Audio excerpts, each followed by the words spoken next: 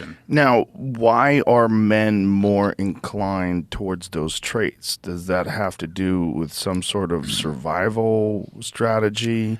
Does it have to do with a success strategy that would lead to more mating? Like if you encourage psychopathy or narcissism, or not even encourage, but if somehow or another those behavior traits are rewarded by success, because you have this ability to do things that other people might find reprehensible or amoral, or you know what I mean? Yeah, I know exactly what you mean. Immoral. Yeah. And what I would say is you have to break it down by each of those dark triad traits, because I think each one has a somewhat different origin. So with respect to psychopathy, these are one of the hallmarks is a lack of empathy.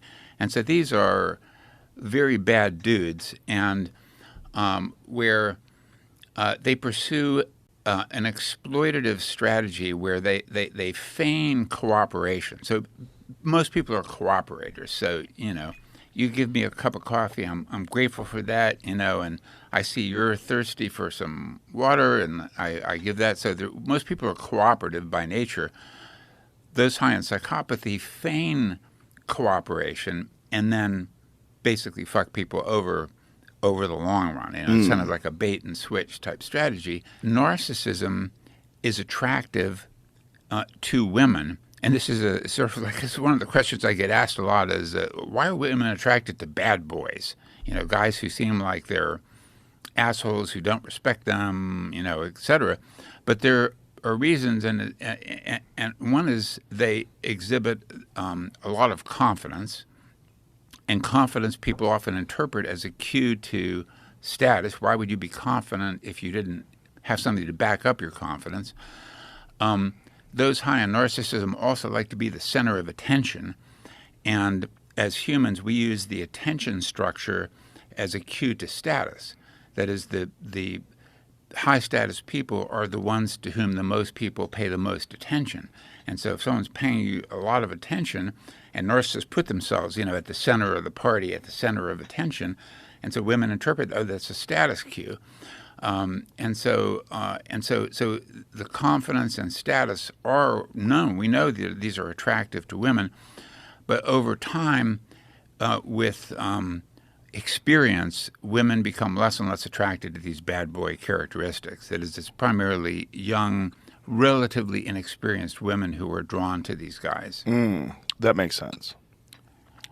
So over time, women would recognize, like, oh, I've seen this before. Yeah. And then the Machiavellianism, to just close the loop on the dark triad, these are exploiters. These are the manipulators. This actually came from originally from the book The Prince, which is one of these classic books where there's an advisor to the prince who's advising him on all these, kind of underground strategies to manipulate other people and manipulate and maintaining power and so forth.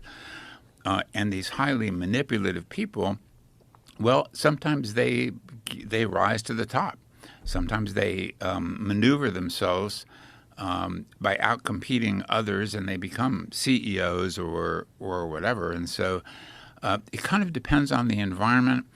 High Machiavellians tend to thrive more in a kind of free for all environment where there aren't very strict rules of engagement. So probably more difficult to do it, say, in the military, where they're very regimented, they're very rule oriented. The high Mac people, as they're called, they wouldn't thrive in those environments typically, but more free-floating environment, maybe day trading, yeah, or even business entrepreneurs who are wheeling and dealing. That makes sense. Yeah, and you do meet a lot of psychos that are doing that. Yeah. Yeah, well, there's a lot of people that have great aspirations about starting big businesses and getting the. You meet them and you're like, oh, you're kind of fucking crazy. Like there's a lot of those guys that are like hopped up on Adderall and very aggressive, and it makes sense that they're attracted to that. Yeah, and sometimes talk a good game. Yes, and women would be attracted to them because of the potential access to resources. Yes. Yeah, women are very tuned in. This is one of the sex differences, and people don't like it, but it's a universal that women value financial resources and, even more important, the qualities that lead to financial resources over time. So does the guy have drive? Does he have ambition? Does he have goals? Is he going places? Is he well respected by his peers? So that's even more important than the actual resources themselves? It kind of depends on the age. So Right, for potential, right? Yeah, that's right. That's right. So like I don't know, if you're an undergraduate at UT, a woman might find a pre-med student to be very attractive, not because he has a thick pocketbook now, but because he's going to be a doctor, he's going to be making a lot of money down the line. It's an investment. Yeah. Older women tend to want to see the goods right now.